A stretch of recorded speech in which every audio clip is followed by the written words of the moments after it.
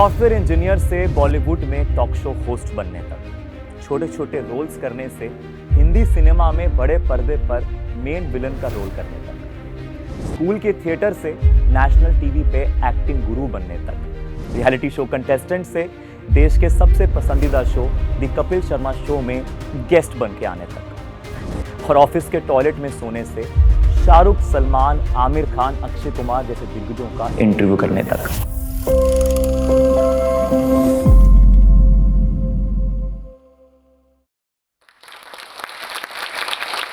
मेरा नाम है करण सिंह छाबड़ा और सपने देखने से उन सपनों को एक एक करके जीने तक का सफर मैं आप सबसे शेयर करने वाला हूं। बचपन से ही बहुत शौक था सिनेमा का। मैं अवार्ड शोज देखता था टीवी पर, पढ़ाई नहीं करता था ज़्यादा और हमेशा से इस तरफ दिलचस्पी रखता था। तो कब ये मेरा पैशन मेरे प्रोफेशन में बदल जाएगा मुझे पता नहीं चला।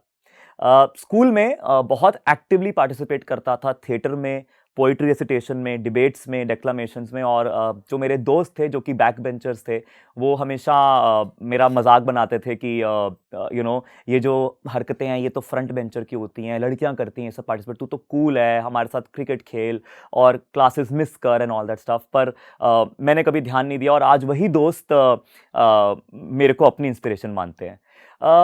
आफ्टर स्कूल, एक्चुअली स्कूल में जो ये लालच है ना पेरेंट्स का, वो कभी खत्म नहीं हुआ।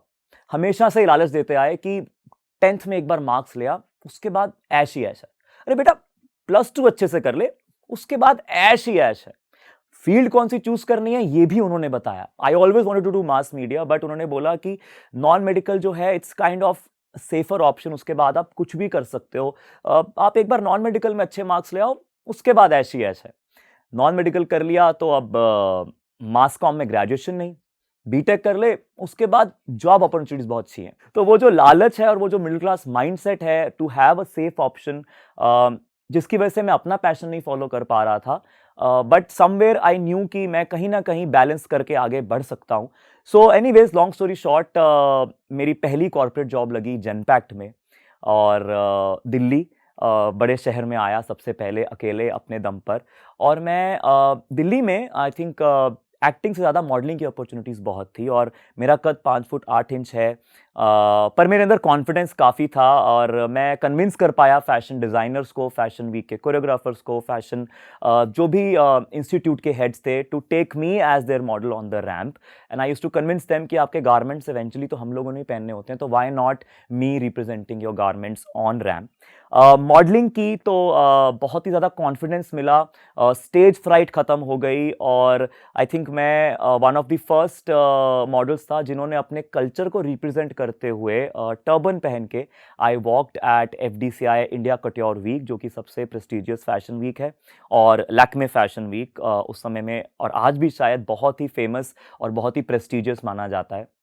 Did a shoot for Sabyasachi Mukherjee, जो कि हर एक हीरोइन के फेवरेट डिज़ाइनर हैं। So long story short, Delhi में मॉडलिंग करते करते मुझे सोशल एटिकेट्स भी पता चले, कैसे बात करनी है, आप फ्रीलांसर हैं तो आप कैसे काम मांग सकते हैं, what is the right way. और सोशलाइजिंग ने मुझे बहुत कुछ सिखाया, इट ओपन्ड माय होराइजन्स। और फिर जनपैक्ट के बाद मैंने IBM ज्वाइन की, ऑफिस में जाता था और फॉर्मल्स और फिर साथ में अलग अलग ड्रेसेस अपने बैग में रखता था कि कब ऑडिशन आ जाए, कब जाना पड़े, आपको डिफरेंट लुक्स आपको उनको करके दिखानी होती हैं। सो वो हसल चल रहा था, ऑफिस के टॉयलेट में सोता था और फिर आवर्स पूरे करता था ऑफिस के, जो क्लॉकिंग आवर्स होते थे 9 to 6 के, और उसके बाद फिर से अपने पैशन को फॉलो करने और लोगों से मिलने चले जाता था। इवेंचुअली मुझे पता चला कि अगर एक्टिंग और सिनेमा जगत में आपको अपनी जगह बनानी है, चाहे एज एन एंकर हो, चाहे किसी भी फील्ड में हो, so Bombay is the place to be. और बॉम्बे जाने के लिए फिर से वो हिम्मत नहीं थी कि मैं जॉब रिज़ाइन करके बोरिया बिस्तरा उठा के चले जाऊं और स्ट्रगल करूं। So I always had a plan B, and plan A plan B का जो बैलेंस है मैं हमेशा बना के चलना चाहता था। तो मेरे दोस्त ने मुझे एक बार बोला था कि अगर तू प्लान बी रखेगा तो you will be distracted from plan A, तुम शायद अपने कंफर्ट जोन में आ जाओगे। But I promised my self कि नहीं, मैं प्लान ए प्लान बी को बैलेंस करके चलूंगा जब तक कि मैं एक प्लान में सक्सेसफुल ना हो जाऊं. So I joined Ernst and Young, which is again one of the big fours in consulting firms of the world. और बॉम्बे आया और EY ज्वाइन किया. अगेन शहर को समझने में वक्त लगा, ऑफिस को समझने में वक्त लगा, फिल्म इंडस्ट्री की हायरार्की को समझने में वक्त लगा. और धीरे धीरे करके I started pitching a talk show to channels. अब वो भी एक बहुत चैलेंजेस भरा सफ़र था, क्योंकि चैनल्स में बहुत प्रोटोकॉल्स हैं, ऑलरेडी हायरार्की है, मास मीडिया स्टूडेंट्स हैं, आरजेज हैं, वीजेज हैं, एक्टर्स हैं जो एक टॉक शो करना चाहते हैं. और ये मैं बात कर रहा हूँ 2013-14 की, जब यूट्यूब और पॉडकास्ट इतना इतना एक्टिव मीडियम नहीं थे. तब टॉक शो करना वॉज लाइक अ थिंग, कि सिर्फ गिने चुने 4-5-6 चैनल्स होते थे, म्यूजिक चैनल्स थे या फिर टीवी चैनल्स थे, जिसपे आप सिनेमा का टॉक शो देखते थे. तो उस चीज को क्रैक करना I think was like cracking an IIT entrance exam, because उसको करने के लिए बहुत एप्लीकेंट्स हैं, पर मौका बहुत कम लोगों को मिलता है, क्योंकि हर कोई चाहता है कि वो शाहरुख खान से मिलकर बात कर पाए, हर कोई चाहता है कि वो कटरीना कैफ से मिले, दीपिका पादुकोण से मिले. सो मैंने एक आइडिया पिच किया टू द चैनल्स, और मैं चैनल के ऑफिस जाता था, और एक बड़े चैनल ने मेरा आइडिया स्क्रैप कर दिया. बोले यार तुम्हारा आइडिया तो बकवास है, हम उसको प्रोड्यूस नहीं कर पाएंगे, पर तुम्हारा जज्बा हमें अच्छा लगा, so why don't you do 1 episode with us. तो मेरा पहला इंटरव्यू रणदीप हुडा साहब के साथ था और ऋचा चड्ढा के साथ. और उसके बाद बहुत सारे एक्टर्स आए, डायरेक्टर्स आए, प्रोड्यूसर्स आए, राइटर्स आए, and then eventually Shahrukh Khan came, Salman Khan came, Amir Khan came, Akshay Kumar ji came, and finally I could call myself a Bollywood talk show host. Bollywood को जो चीज़ छूती है वो सोना बन जाती है. जैसे कि कोई डिज़ाइनर है, अगर वो एक्टर्स के लिए, एक्ट्रेसेस के लिए गारमेंट्स बनाते हैं, तो गांव में बैठी महिला भी उनको बहुत बड़ा डिज़ाइनर समझती हैं. एंड हो सकता है उनसे ज़्यादा टैलेंटेड दिल्ली में, हौस खास में कोई डिज़ाइनर हो जो कि स्टार्टअप हो और बहुत ही टैलेंटेड हो. मेरे साथ कुछ ऐसा ही हुआ.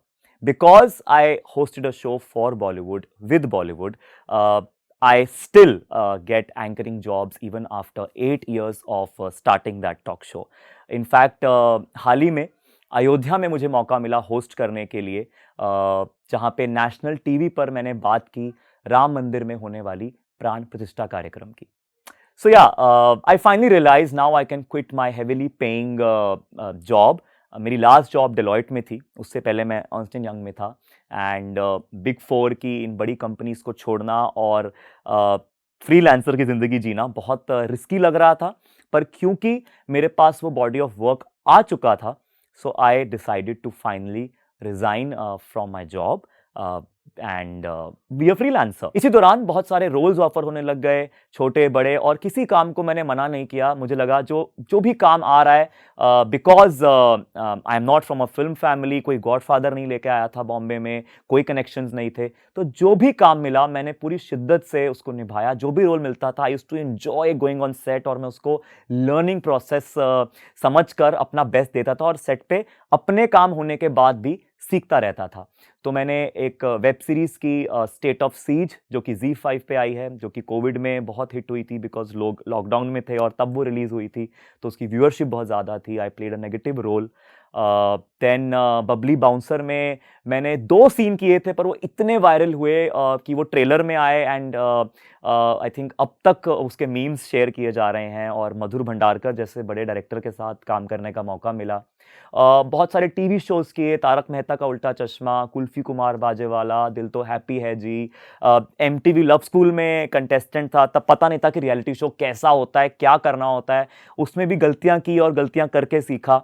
सो in this while modelling and anchoring में बहुत अच्छे पैर जम गए थे, and I was pretty successful and happy in achieving all those milestones. और फिर जैसे मैंने कहा, रोल्स आते गए. फाइनली मुझे कॉल आया, एक फिल्म बन रही थी जो कि राजामौली सर की फिल्म का रीमेक था, छत्रपति, जिसमें राजामौली सर के फादर ने ही वो स्क्रिप्ट लिखी है.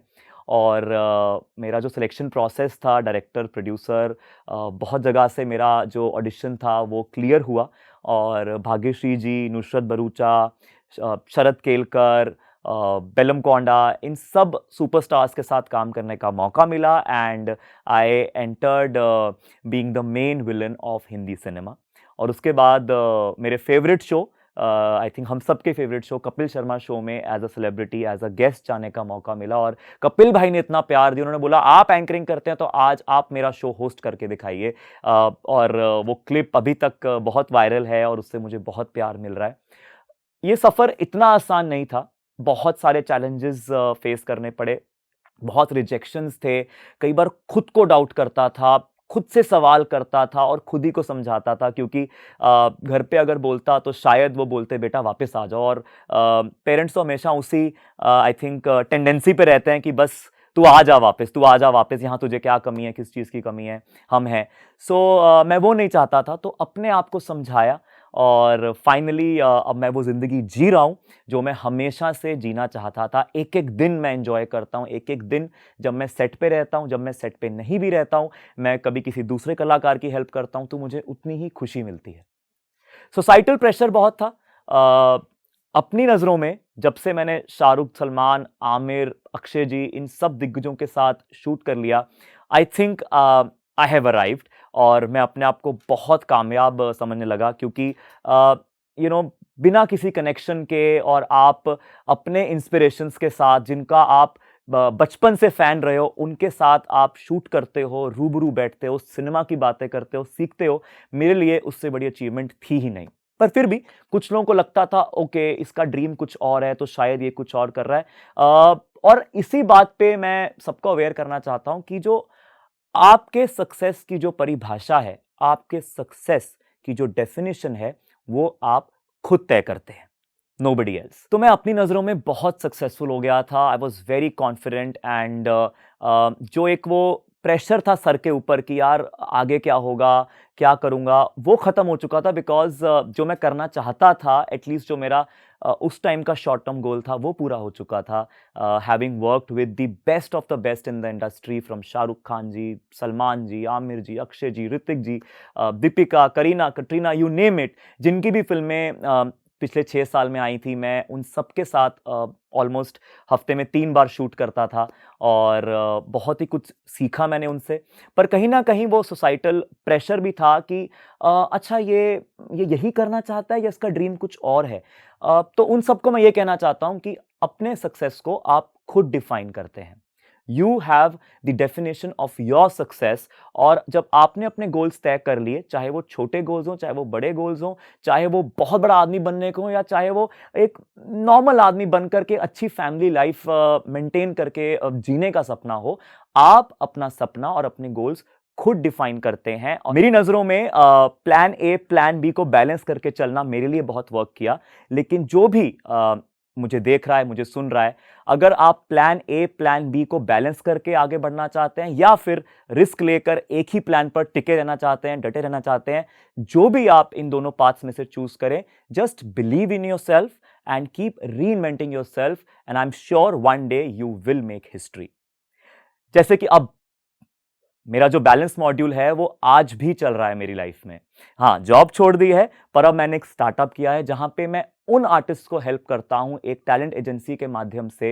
आई am the cofounder of talent agency, जहां पर हम उन आर्टिस्ट की हेल्प करते हैं ताकि उनको वो प्रॉब्लम्स ना फेस हों जो मुझे आज से 8 साल पहले जब मैं बॉम्बे आया था मैंने फेस की थी। बहुत सवाल होते हैं एक्टर्स के मन में, पीआर कैसे होती है, ऑडिशंस कैसे क्लियर करते हैं, कास्टिंग डायरेक्टर का क्या रोल होता है, असिस्टेंट डायरेक्टर क्या होता है, वो सब चीज़ें और जो भी हेल्प हम आर्टिस्ट की अपनी कैपेसिटी में कर पाएँ हम करते हैं, along with balancing my side, my creative side, जिसमें कि अभी भी मैं होस्ट कर रहा हूँ बड़े बड़े अवार्ड शोज, बड़े बड़े चैनल्स के लिए, और जो अपना सपना है वो पूरा करते जा रहा हूँ वन एट अ टाइम। और सच में it's not important to reach one particular destination, क्योंकि जो सफ़र है मैं उसी को एंजॉय करता हूँ। तो कहते हैं ना कि जिनका सफ़र खूबसूरत होता है वो मंजिल की परवाह नहीं करते।